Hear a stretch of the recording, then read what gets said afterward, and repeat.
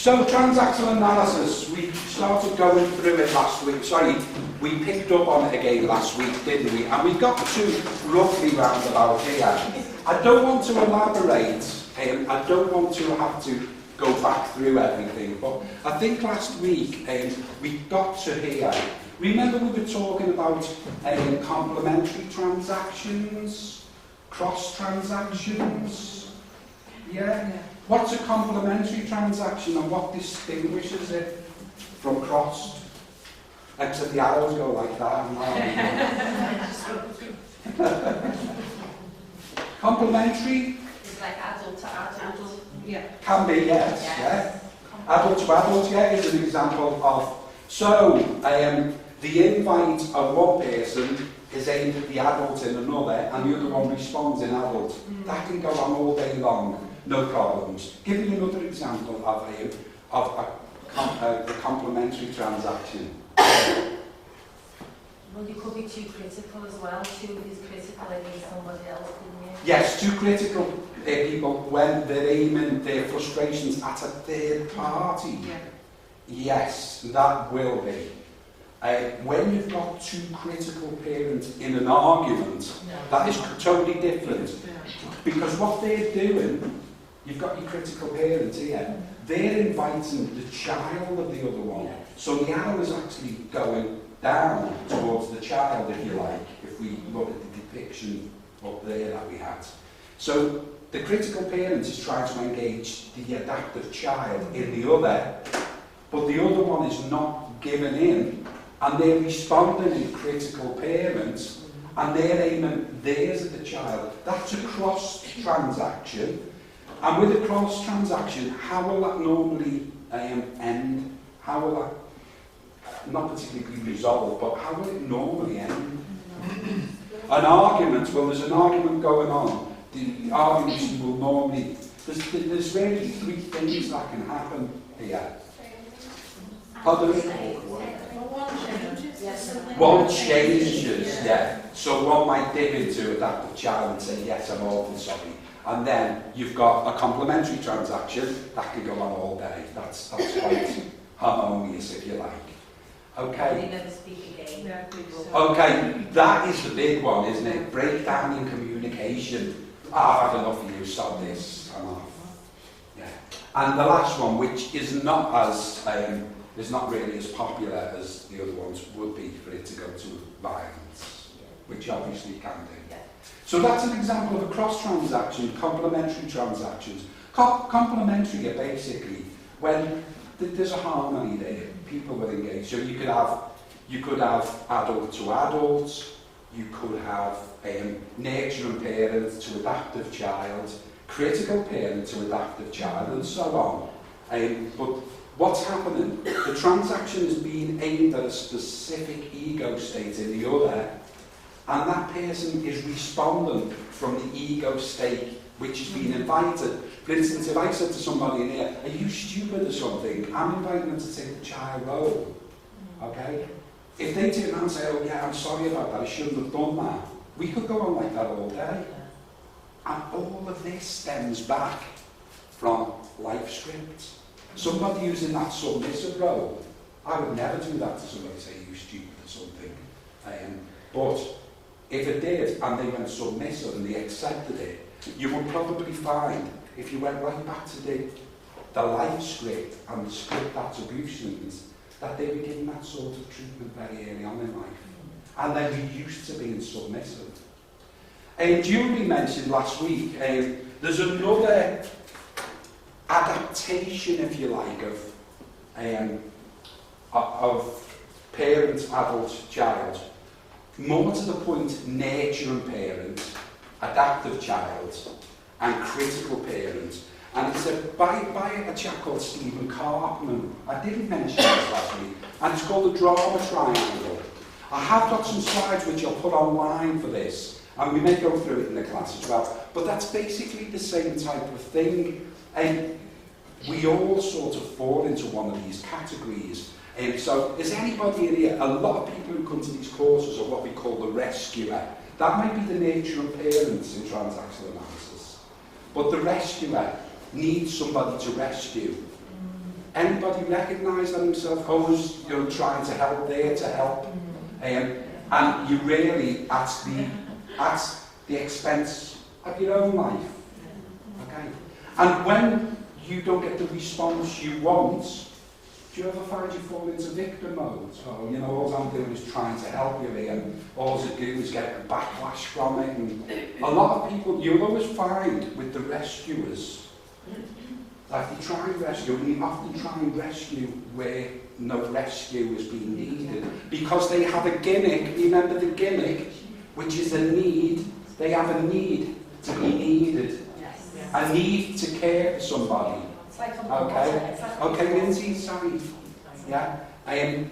What was sorry? Being a martyr, isn't it? Exactly. Yeah.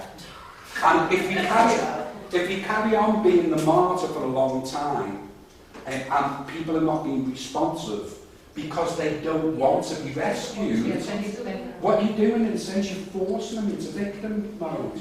And then what happens? They might turn into the last one in the triangle is persecutor. Okay? And really, sometimes...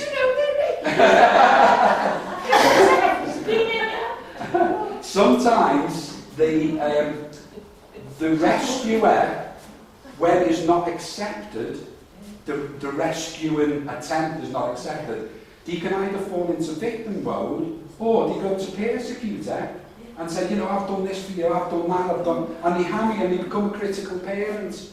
And you will see in that triangle, which is persecutor, which is very much like the critical parent. Rescuer, which is very much like the nurturing parent. And victim, which can be like the adaptive child. Again, we all move in and out of these. In any given day, we can go through all of them. Okay, but when we get stuck in them, and the rescuer tends to be the biggest. What about you, Julie? What's the biggest one you see? It's the rescuer, I think I see more than anything else. The victim's quite popular as well. Rescuer. Yeah, rescuer. Yeah, rescuer. It's normally, people have a need to be needed, and sometimes it can be a need to be in control as well. So they adopt the position of the rescuer. And sometimes they will find a victim that wants rescuing, and that will go on, that'll be like a complementary transaction. But quite often, there's no victim, and the victim didn't want to rescue it in the first place. So they hit back, and the victim jumps to persecutor mode and tells the rescuer what they think of them. The rescuer then gets very upset and drops to victim mode. So you've got a triangle where it just goes round and round and round. And that is the essence, really, of Stephen Cartman's drama triangle. And all of this stemmed from Freud's structural theory. That's where it all emanated from. But I personally think parent, adult, child, and rescuer, victim, and persecutor are better depictions of the actual existential way it all happens. Yeah? Okay, right, let's have a look. These 3 rules of communication, I think we got to here last week. Okay, so rule 1, so long as transactions remain complementary, communication can continue indefinitely. If you're a manager, if you want to improve your friendships, your relationships with family, watch where you're operating from and watch where they're operating from. And if somebody comes in, from when you say, oh, I've had a terrible day, and whatever, it's sort of, they might need the nurturing parents that one to say, oh, come here, give us a hug, sit down, do you want to talk about it? That sort of thing. It might be that they come home and I've had a terrible day and they get dismissed. And then they can jump from the sort of adaptive child into critical parents and start having a terrible day, and all you're doing is doing it to you, not listening to me, you're not doing this, that and the other. So we can see that so long as the transactions remain complementary, there's going to be harmony. Not necessarily maybe harmony, but the conversation is going to pursue without any difficulties. Okay? For instance, Mariana and a friend continue talking about men. Mariana, you can never trust a man. How stupid was I? Friend, yeah, they're all the same. Here, again, we've got two critical parents, haven't we? But they're having a go at a third party. That's all right. That's actually complimentary, because Mariana here, what she's sending the invite, for what ego state is she sending the invite to a friend? You can never trust a man, how stupid I was. She's saying to a friend, what's the invite? What ego state is she inviting the friend to go into? Pardon? Critical parents, exactly the one she's operating from herself, so that they can get together, join forces, and really that's just venting. Yeah. And I'm not being funny, we all have to do that for cathartic release at times. I do it throughout my day. You know, sometimes I'll join forces with somebody who makes, so-and-so's really getting on my nerves today, and we'll have a good old thingy, but it ends there. As soon as we go out, there's no backstabbing, there's no, it ends there. It's like, get the frustrations out. Otherwise we press it, and I've felt for this as well. You blow up one day, so the person who's been niggling at you says something, and you overextend yourself, let's say, or you blow up, you erupt. It's all about communication. This goes for any relationship, your romantic relationships, your relationships with your children, your friendships. If you can get to grips with that and understand it, you can really enhance the way you communicate with people. More so for you people in here as well as self-development, okay, for your clients as well. You can see how they operate. Are they trying to force you into a certain ego state? For instance, are they trying to force you into nurturing parents by playing the adaptive child so that you will take responsibility for their life? We can't do that in counselling. Another way of putting that, using Stephen Cartman's triangle, would be, are they trying to play the victim to bring out the rescuer in you? You need to be very astute as counsellors. And if that happens, and they try to force you into that, at first, initially when you're getting rapport, let it go, okay? And watch it for a while.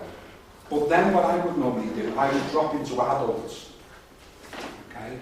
And I would challenge them. I would say, I feel you're trying to push me into a parental role here so that I take responsibility for your life. How do you feel about that? And see what you see, because this might be what you're doing with other people outside. Do you see how good a tool it is, transactional analysis? It's really... So Mariana, complete waste of time. Friend, yes, you can never rely on them to do anything. Take my husband, blah, blah, blah. Notice it's all aimed at the men here. And when I remember this room. Okay. Both friends are in their externally directed critical parent ego state, and the conversation can continue indefinitely. If their crucial parent, critical parent position was directed at each other, there would be trouble. Okay. So that's rule 1. Rule 2, when a transaction is crossed, a break in communication results, and one or both individuals will need to shift ego states in order for communication to be at least re-established. Okay. So bear them in mind. We've spoken about that one as well. So Ed's boss comes up to him and starts shouting, I asked you to bring that report to me 2 days ago. What is going on? How many times do I have to ask? Okay. He is in his critical parent ego state and is inviting Ed to get into the child ego state and start apologising. Okay? And really, if Ed's been doing his job right, he has no need to apologise. If he's come from a background where he's been primed to be submissive, even slightly, the chances are, and also has a fear of maybe upsetting his boss, he may take the submissive child role.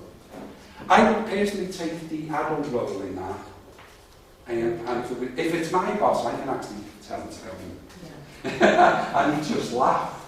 He would never do that. But one good way of handling that is just say, excuse me, can we just stop the conversation there? Even if it's your boss, because most places have a respect policy. Yeah. And I point that out. And I've said it to professors in our place. I just say to them, excuse me, can you lower your change your tone of voice and lower the volume of your voice and speak to me like a human being, otherwise I'm going. And I leave it with them. And most of the time, funny enough, I would say nearly always, they drop into child mode. Say, oh, sorry, I've had this on my plate and I've had that on my plate. But it's a great tool to use.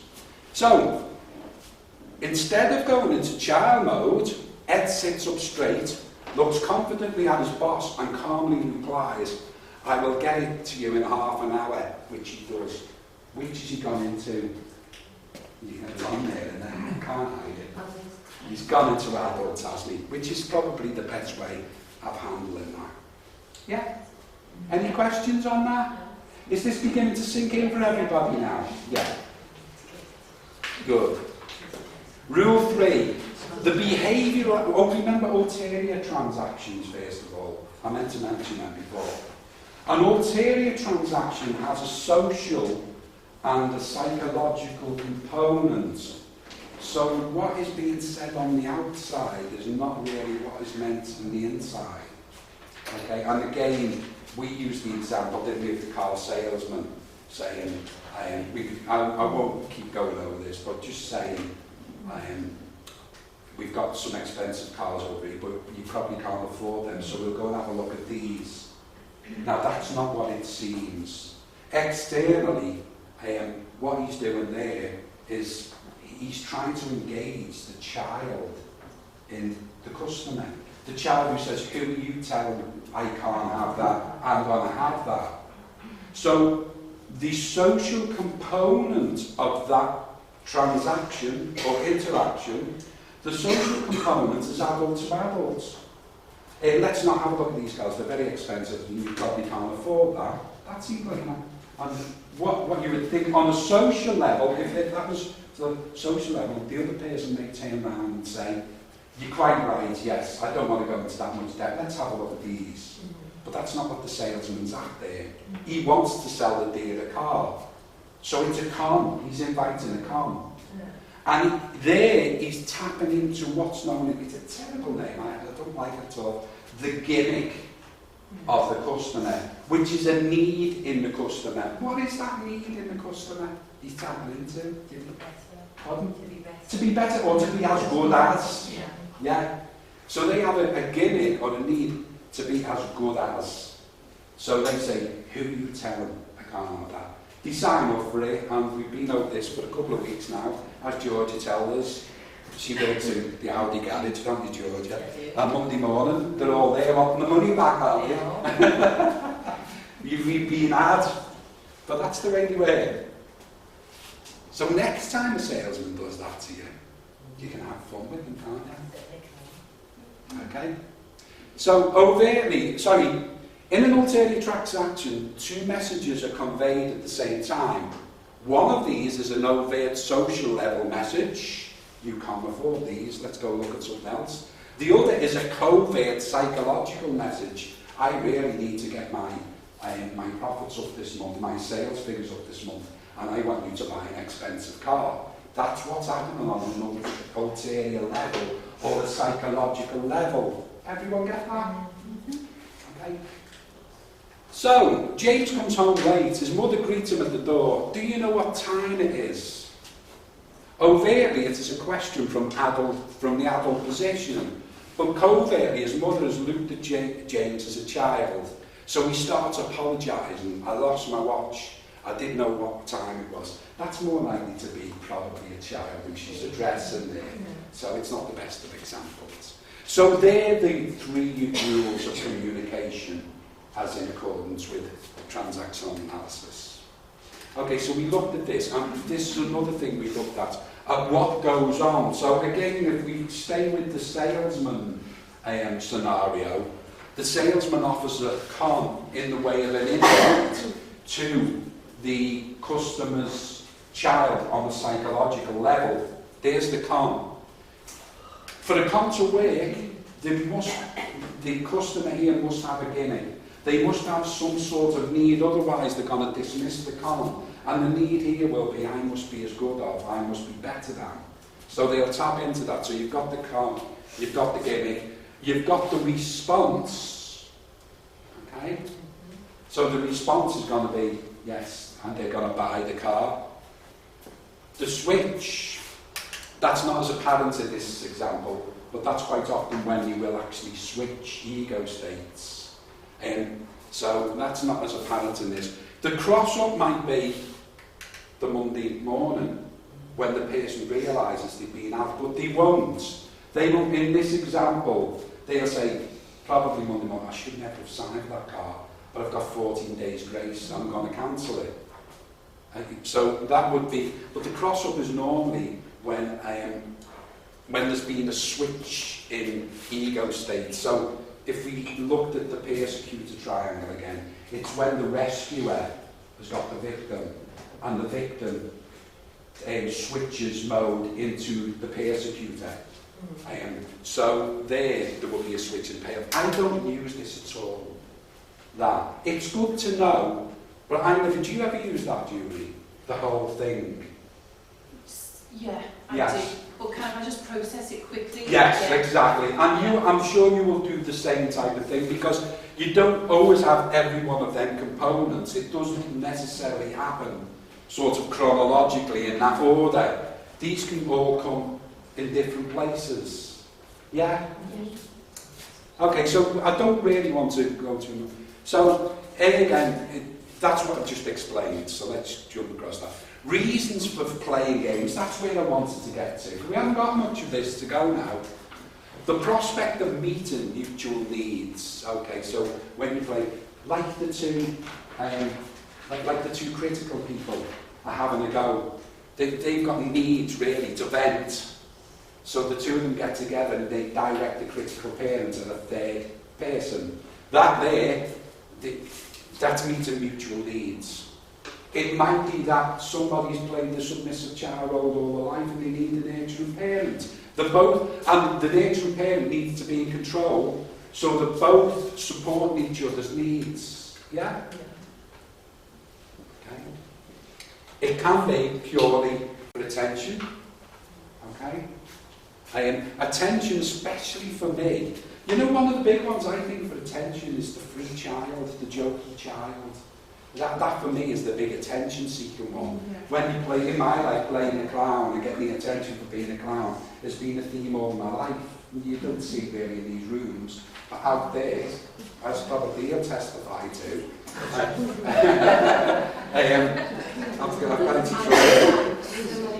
So attention and attention-seeking, if you like, it can be used for. Right, but the other thing it can be used for is affirming your life position. Does everybody remember what a life position is?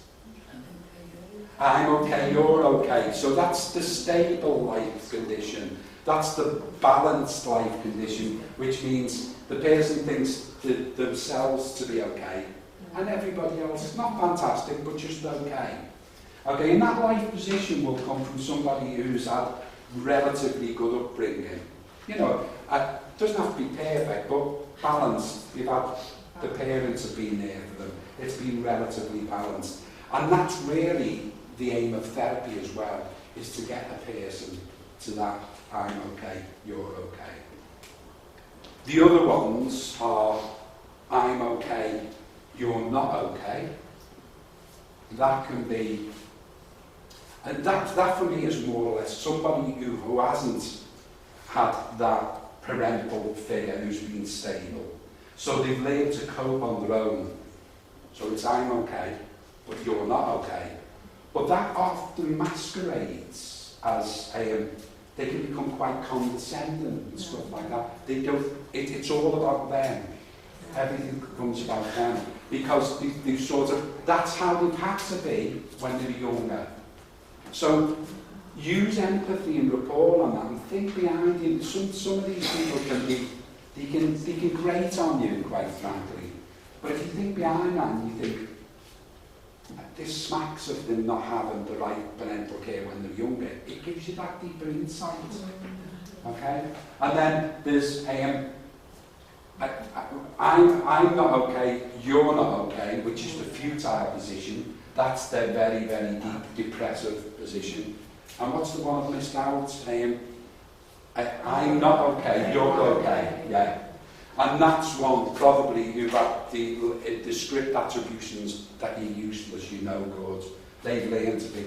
But they might try and reinforce them life positions in the way they interact with people today. So somebody in that, I'm not okay, you're okay, might forever meet a partner who's a critical parent. And will reinforce that they're not okay. And I'll tell you now, that happens frequently.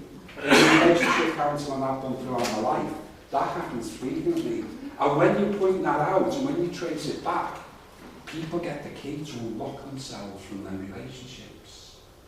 What they need to do is start to love themselves. What they really need to do is to think they're more worthy, show them where it's come from, and then it's up to them. Some of them are so invested in being condemned that they're not going to budge. And you can't do anything about that. They will continue to go into transactions with critical parents that will reinforce the life position. I'm not okay, you're okay. Yeah? Yeah. Excellent stuff. So, how do... Yeah? Oh, sorry, I thought you were asking about That's all right. So, how do we get out of these? This is one of the things, isn't it? We've seen, one of the things we do as therapists is we quite often strengthen the adults in a person. But I'll come to that in a second. So here was what's going on when people use certain transactions. So, sorry, these are core beliefs that support the mode that you're operating in. So if you've got the core belief that has come from childhood, I must be reasonable, I think we did touch on this last week, then people will provoke you. What's reasonable mean? You know, if somebody condemns me and I respond in a reasonable manner, is that reasonable? It's not, is it? No, really, if somebody condemns us and that condemnation is not warranted, then we should either fire back, which I've told you sometimes I respond very, very, it's like a bullet. It's that quick, I respond in a slightly critical parent mode, and it destabilises the other critical parent and they drop into child. You take a risk when you do that one. In general in life, I'll drop into adult mode if somebody condemns, and I'll do what I did before. So these are ways you can actually unplug from them. Okay, another one, I must be helpful. Maybe, you know, I see this an awful lot with, especially with women. I've seen it a lot with, as a little girl, they become the mother of the house prematurely. And they help and they do everything. I've seen so much of it.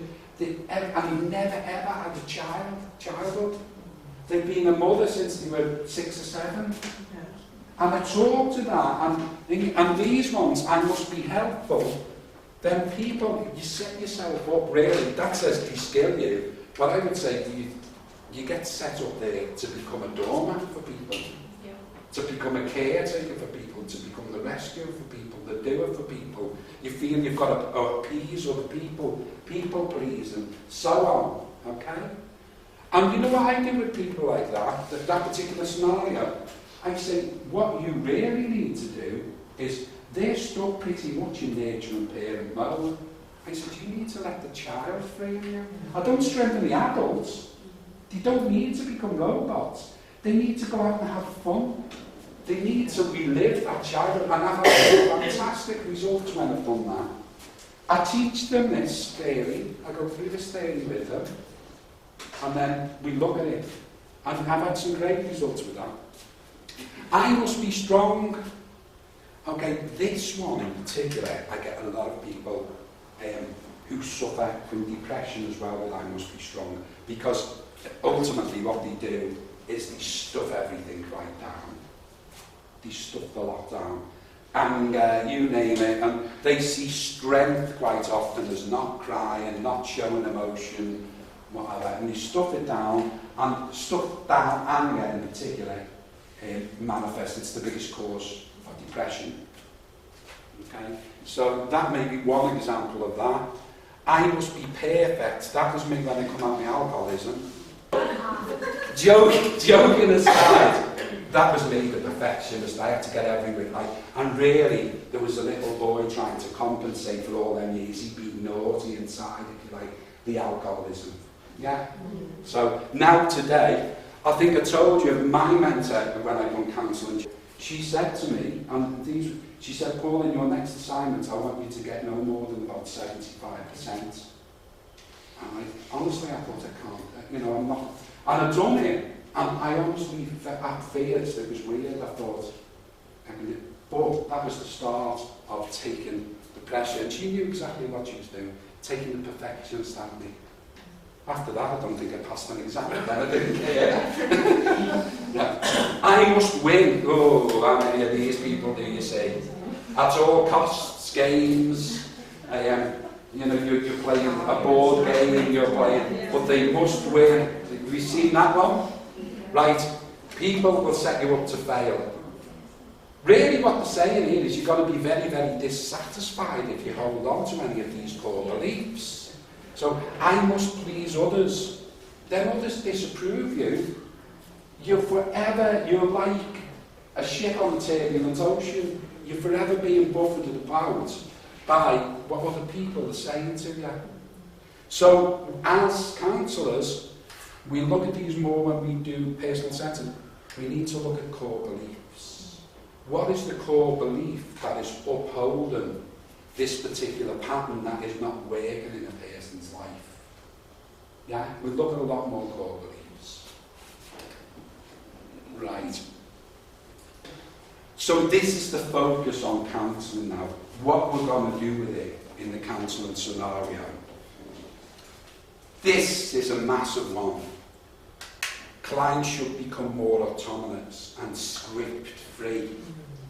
What I said to the other group of whales at the weekend is that from when we're a child, it's like there's an author writing the script of our life in our unconscious mind. And we're going to adhere to that for the rest of our lives. Does that make sense? And there comes a point that might work when we're a child. It might be the experiences we have warranted that way of responding to people, so it gets written and we adhere to it. Let's take one example. It might be what was said on there before. Maybe I've had a violent father, which God rest his soul, mine was everything but. And say you're a woman, you've had a violent father, and you forever, in this case, say you don't trust men. Okay? So that's all right. And maybe as a child, that helps you cope and get through that period of time. And maybe for that period of time, it was needed. Maybe the significant men around you were untrustworthy, violent, aggressive, whatever. It's needed. But let's say 30 years on, when this girl can't forge relationships with men, and it's because she's adhering to a script and a core beliefs here. So what we need them to do, in a sense, is to take that script, keep what's worked for them during their life, but rewrite the parts that haven't worked. Yeah? Yeah. So become more script-free.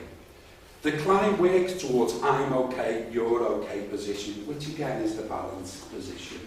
Fundamentally, most of us have this hidden within us somewhere, and it's trying to peel back everything and get back to it. Yeah, is that okay? The client needs to start. This is not just a transaction and analysis, but I think we should do that all of the time personally. Clarify on your first session, what does the client want? Which way, which direction? And I sometimes say, if you had gotten what you wanted from counselling, how would you know it? What would indicate to you that you'd actually got what you wanted? And then they tell me, and we aim towards that. It might be they want to come out of a relationship, they want to find relationships, they want to communicate better with people, they want to be free of anxiety, whatever it might be, listen to it. And then we can direct the therapy we're going to use towards their goals. Okay. The other one here is, remember right in the beginning, we said that nobody, this is what TA says, and I totally agree with this, nobody can make us feel any way. And I know I rebelled like mad when I first heard this. I went nuts. I said, you are joking. You know, what about people? But we feel the way we are by virtue of how we process the world. Now, I'm a realist. And I know there's people right now in this room going through things that circumstances have made them feel that way. There's quite a few for different reasons. And that's true. Sometimes, I've always said the river of life bounces off good, bad, happy, sad. And sometimes we're meant to be sad when severe things happen. But the one thing is for sure within life, you know, everything arises and everything ceases. But between them two polarities, everything is always in a state of change. So no matter what we're going through right now, it will change eventually. And I say that, I don't like to be condescending when I say that from real bad experiences I've had in my own life as well. And I know, again, a lot of my mates never had that attitude, and they're 6 foot under now. Many of them as well. So, as a teacher, the TA therapist explains concepts such as structural analysis. Structural analysis is when we're looking at the ego states, as we've been doing the last few weeks. So you're talking about the ego state, the interplay, the different positions we take, and the interplay between two people, them mainly. Okay, so we're going to look at ego states with them. Script analysis, this falls right in with your psychodynamics. Because script analysis is all about psychodynamics. Incidentally, Julie, you know, in your school of thought, is transactional analysis part of psychodynamics?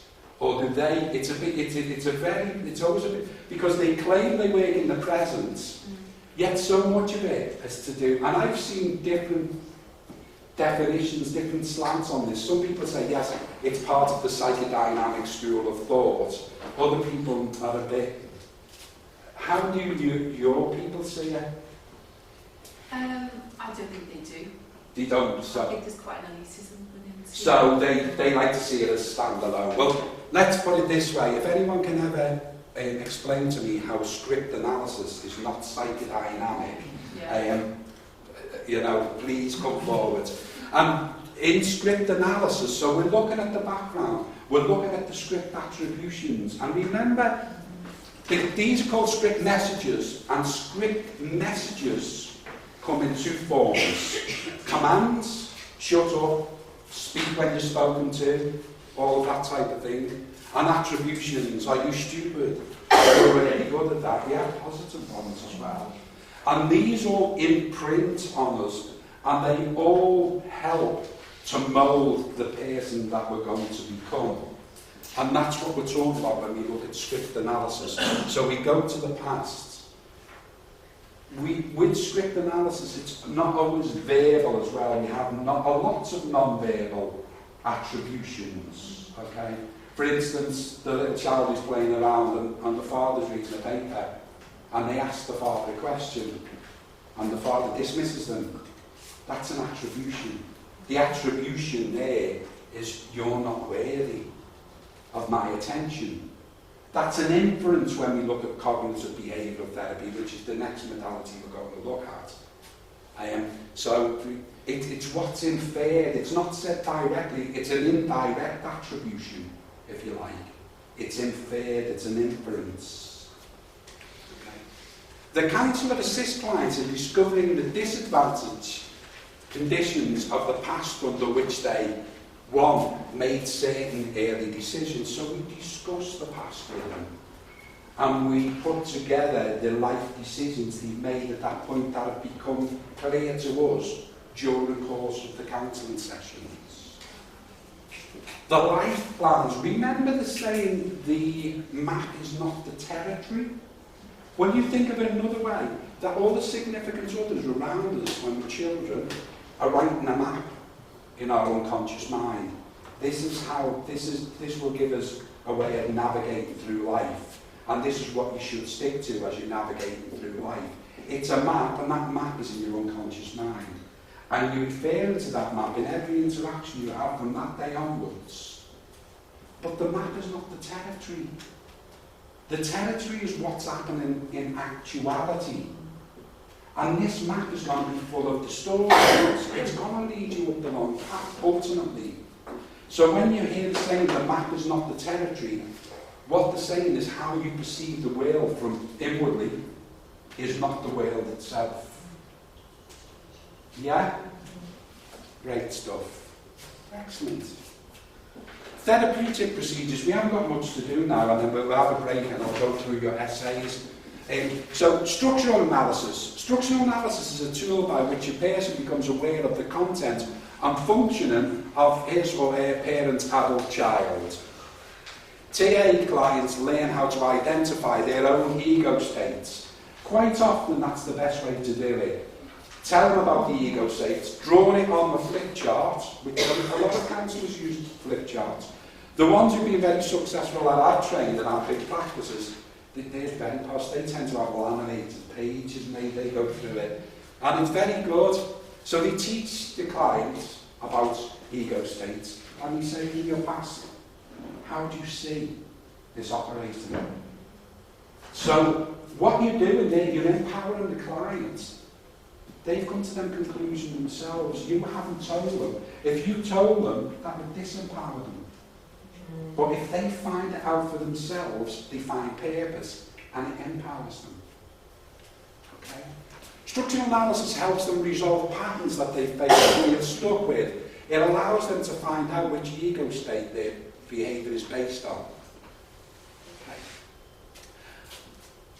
With that knowledge, they can determine their options. So we're going to go right through the life script. We're going to identify how they're operating in the world now through structural analysis, parent, adult, child. And then we're going to start identifying the options. And that's another thing that become very apparent to me in my own life. I never thought I had any options. The world was just black as far as I was concerned.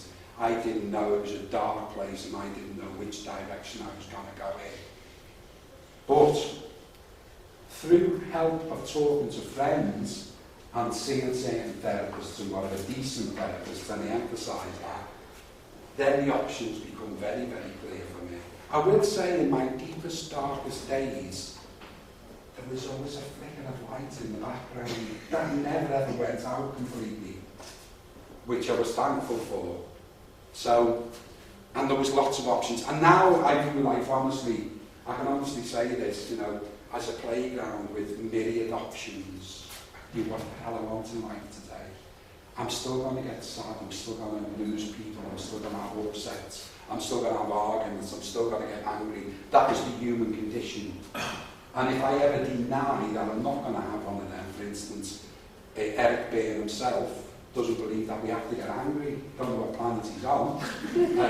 But don't ever put these people on pedestals either.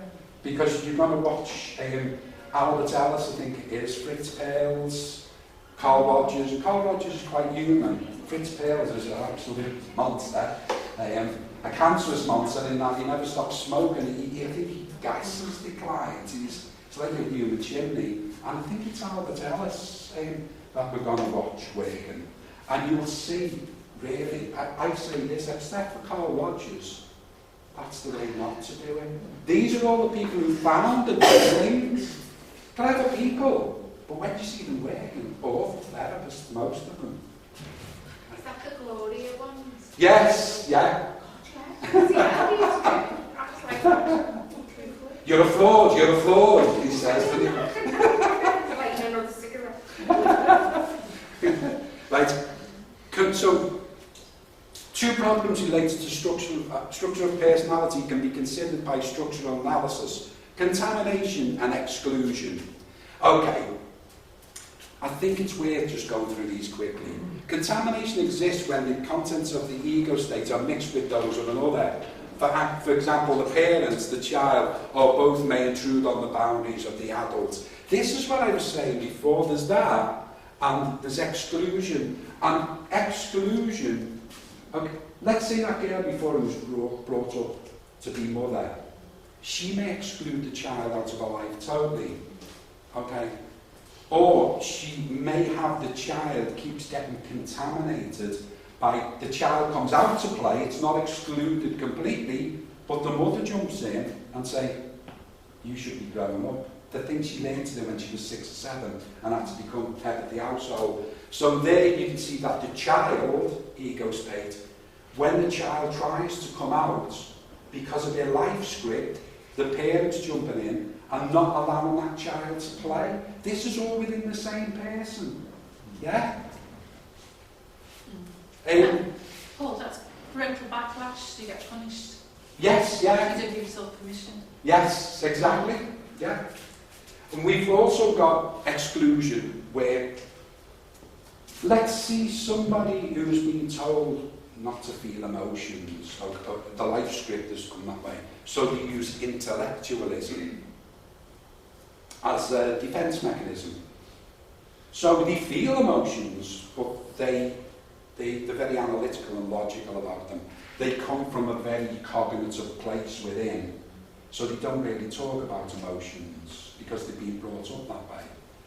They may exclude the parent and the child.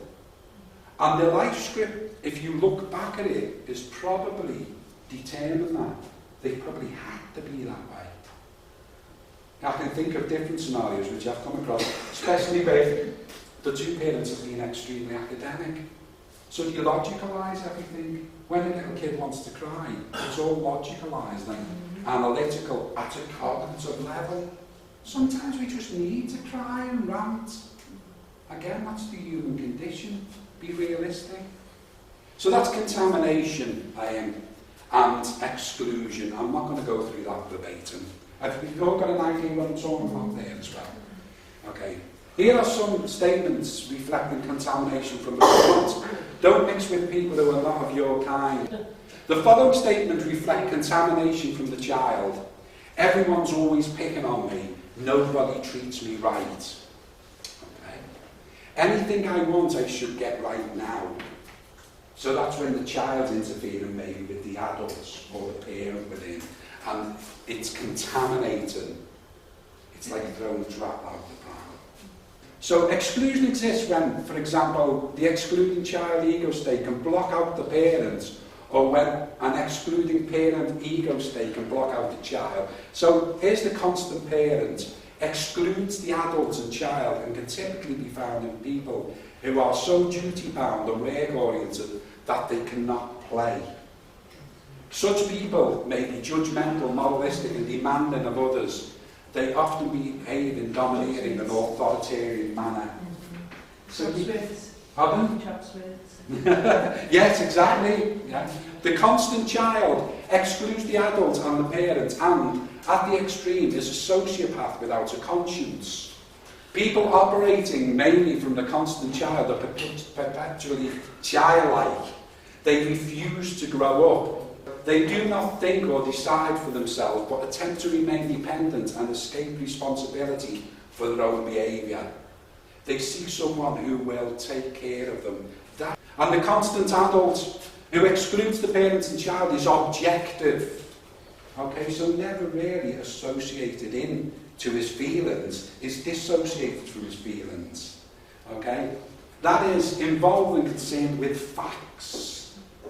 The constant adult is in an individual who appears robot-like with little spontaneity.